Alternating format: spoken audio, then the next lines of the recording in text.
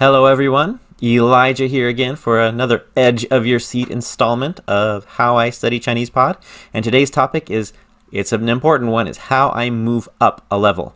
This has been a hot topic from the very beginning of Chinese Pod. Unfortunately, a lot of people seem to get tripped up here, and that's really sad because I don't think you need to get tripped up here. If you understand the Chinese Pod method, I think it actually works very well. So first, we're going to talk about the Chinese Pod method. Hopefully, you'll understand it a little better and then be able to make better study choices. I'm going to talk about from my own experience, this tension I personally feel between understanding and remembering, and how that interacts with a linear approach to lessons versus what I call a spiral approach to lessons. And then we'll get into the nitty-gritty. How do you make the move? And I believe a key feature of making the move is something that I call ABFLs. What's an ABFL? See, I told you this is edge of your seat. You're going to have to wait to find out, but I think you should be doing a lot of them. Another approach you can take is to alternate levels. You don't have to just jump from elementary to intermediate and only do intermediate. You can jump back and forth.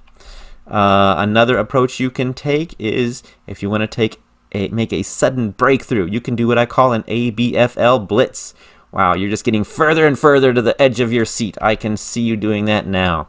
But first, let's slow down, and I want to talk about my experience with understanding versus remembering.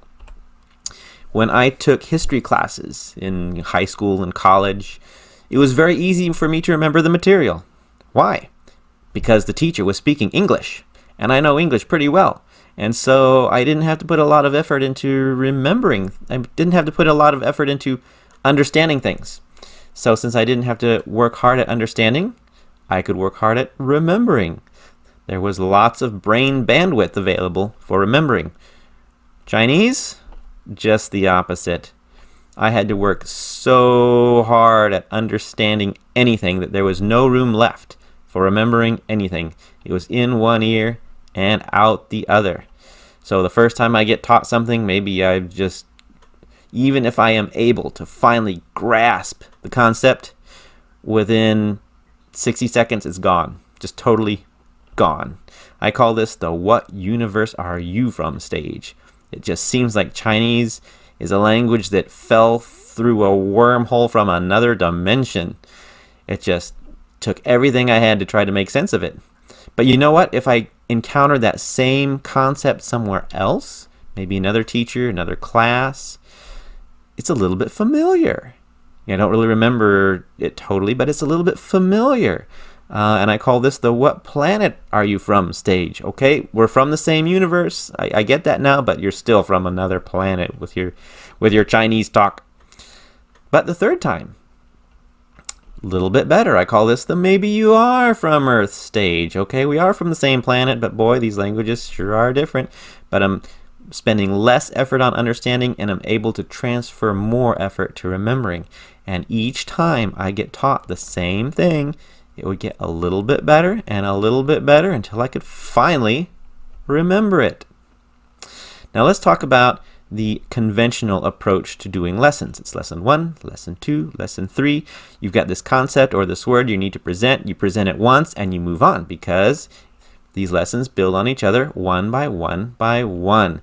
This is the conventional method of doing lessons, and it's a lot like a rope team. You're going in a straight line up the side of the mountain, and all of you are expected that in 10 lessons you all know the same thing, and you all got to move at the same rate. Well, here was my experience with that with high school Spanish. Best case scenario is I did understand what was going on, but couldn't remember anything because my brain was fried. Again, maybe lesson 2, I'm just barely hanging on. I'm kind of understanding, but again, I don't remember nothing. Even if I try to study after class, it's just bouncing right off my brain. Eventually, you get to a lesson where it's like, are you even studying? Teacher's starting to get frustrated with you, and then it gets to the point, you idiot, why did you even sign up for my class? Why are you here? And if this really were a rope team, it would be time to cut the rope, shoot Elijah, and leave him on the side of the road, because you just can't do anything with him. Chinese Pod is different. They came up with this fantastic idea to help people like me called the ChinesePod method. That's how they referred to it back in those early days. And instead of a straight line where each point builds on the other, it's more of a spiral. So with my issue with understanding versus remembering, when I first jump into a level, my brain is fried because I'm spending every bit of energy I've got to understand what in the world is going on. But as I proceed through that level, I'm finding that instead of climbing up the side of a mountain, I'm on a merry-go-round. It's just going around and around and around. And each time I go around a particular word or language point, it requires less effort to understand, and I can give more effort to remembering. And I can stay on that merry-go-round as long as I need to before I finally say, okay, this is not helping me anymore. I'm ready to get off this merry-go-round and move on to the next one. This is in sharp contrast with the conventional method of 1, 2, 3, 4. It's like the whole curriculum is a long chain of individual lessons that have to be done in a particular order, and this is one size fits all.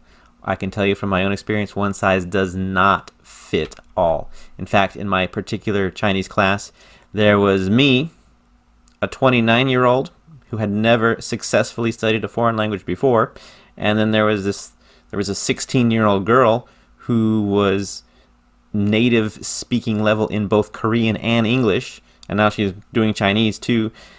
One size does not fit all, and ChinesePod understands that, and that's why they created this system where you could be flexible in how many lessons you do at a particular level. They did it by creating 6 big links instead of a whole bunch of little links, and then on each one of those links they hang as many lessons as you need. This is Chinese on your terms. You decide how many lessons you do at each level before you move on. You figure out how much effort it takes to understand something and then later to remember it.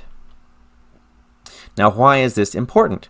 Well, if you come to the progress bar here on the home page, it tells you how many lessons you should expect to do at each level. 50 for a newbie, 80 for elementary, 120 for intermediate. Well, how does this work? Does it even work? If you use it correctly, it does work. This is talking not about, this is not the one-size-fits-all thing which says if you do 50 lessons, bang, everybody's going to be at the same place. No, this is telling you how many full lessons you should generally expect to do to get a full exposure to everything you need at that particular level. So each level is like a set of gears. You can add as many gears as you want, but they're all the same size. They're all interchangeable. They all function in the same way. That enables ChinesePod to let you decide how many lessons you need to do. So critical features, you've got to be able to shuffle them all around and it not affect anything. In fact, you need to be able to take the first lesson you do and the last lesson you do, swap them, and it makes absolutely no difference at all in your learning experience. Now, this is a trick that you need to know about. 2008 through 2014, the lessons produced in that time period, it works. They were designed very, very well to do this very thing. So if you're going to try to follow what I'm talking about in this video, you need to confine yourself to those years, and you will find that it works. This spiral approach. Here's how it works. The newbie lessons, with how they were designed, the law of averages says that 50 lessons will give you several exposures to all the vocabulary and all the grammar points, and so listening to more than 50 of the full lessons probably won't benefit you much. Maybe it will. I mean, it's for you to decide, but for the average person, 50 will do it. But look how many I did. Wow, I did not do 50. I did over 150. So after that 50 point, what was I doing? And what am I suggesting that you do? Most people, they'll do 50 newbie lessons and they're not ready for elementary. Well, what can they do? This is where ABFLs come in. So from 1 to 50, I did the full lesson, and then from 50 onward, I did what I call ABFLs. All but full lesson. All but full lesson. I stopped listening to the full lessons because I didn't need them anymore. So here's how it works. Let's say I've done 50 lessons. I found that, here's Jenny and Ken again, and their lessons aren't helpful anymore, but I'm not ready for elementary. So what do? I skip the full lesson. I go straight to the dialogue. If I've got trouble with anything in it, I do the dialogue and vocabulary tabs and work through them. I then do the expansion tab, listen to the expansion sentences. I do the exercises. If there's words and phrases I want to learn that I don't know, I do the vocabulary review, mark it as studied, and move on. You could just listen to the dialogue, listen to the expanded sentences, do the exercises, mark studied, move on, and you should be able to get through that pretty quickly. In fact, you could do what I call an ABFL blitz. If you really want to move up, you could lock yourself in your room for a Saturday, and if you're skipping the full lesson, just do the dialogue and exercises. You could bang through like 50 lessons in one day and get a tremendous amount of exposure to these words and these grammar patterns in different combinations, different contexts. This is immersion in Chinese at a newbie level, and it is amazing. And really, you should do it if you're having trouble moving up. So, when you actually make the move, how does it work? Well, I think you should refer frequently to the progress tool on the dashboard and gauge how much you're learning from the full lesson. So, partly objective, you're seeing how many lessons you've done at the newbie level, but then also subjective, how much am I learning from listening to the full lesson? If you're not learning anymore, you don't need to do it. When the full lesson is no longer useful, we'll begin by doing random ABFLs. Remember, you can do these randomly. They're not meant to be studied in any order. The 2008 through 2014 lessons were designed very specifically to be interchangeable. Take advantage of it. Just randomly study any of them. Now, when you do find a lesson that maybe is a bit too difficult, it's got stuff you hadn't learned, you can refer to the full lesson. The full lesson is there to help you understand the dialogue. If you understand the dialogue without it, throw it away. If you don't understand the dialogue, make use of it. Well, here's another idea. Perhaps you could alternate days. Like when I was moving from newbie to elementary, I would do 3 newbie ABFLs on Monday, Wednesday, Friday. And then on Tuesday, Thursday, Saturday, I would do 1 full elementary lesson. And maybe I had a rough day on Thursday and my brain was fried. And I would say, you know what? I'm not up to one of those elementary lessons. I'll just do some more newbie ABFLs today. Chinese on your terms. You decide how you need to do it. If you want to make a major breakthrough in a fast amount of time, try doing an ABFL blitz. Just sit down and hammer through as many lessons in one sitting as you can. I think you'll find the immersion at that newbie level to be really helpful for you. And here's some more tips. When changing levels, this is a big one.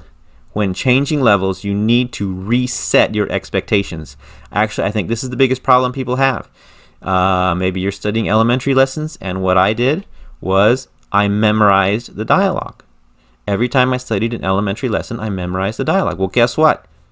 Intermediate lessons, you can't do that. Unless you're like some sort of genius with photographic memory, you just can't do it. It's not manageable. Maybe you need to feel you need to understand every word of the full lesson. Well, at the intermediate level, I was understanding every word of the full lesson. When I jumped up to upper intermediate, whoa, I was not understanding a whole lot of what they were saying. And I shouldn't expect to. It'll take time. Or also learning the sentences in the lesson review. At the newbie level, I was memorizing those expansion sentences toward the end of my time at the newbie level. Well, guess what? When I jumped to elementary, not going to work. So what should I do? I should take my expectations. I should reset them to 0. Here's a suggestion on how to do that. We'll consider the first 5 to 10 lessons on a new level to be like a test drive. You're just trying these lessons out. You're not studying them. You're not expected to do anything with. You're just checking out the landscape. It could be kind of like you just transferred into the school. You're sitting in the back. You're learning your classmates' names. You're probably not gonna make great academic accomplishments that first week. You're just getting oriented. Give yourself time to get oriented to a new level. And then as you become more and more oriented, gradually develop your new standards for marking the studied button. Like when I was a newbie, I had very rigid standards for when I marked studied. But as you move up, you need to reevaluate your standards for when something has been studied thoroughly enough to mark it and when it hasn't. Now, that does leave us with one loose end here, and that is that I've been emphasizing that if you want this to work, you've got to do the 2008 through 2014 lessons, which brings up a question that shows up on YouTube all the time. Where is Fiona? She's not here.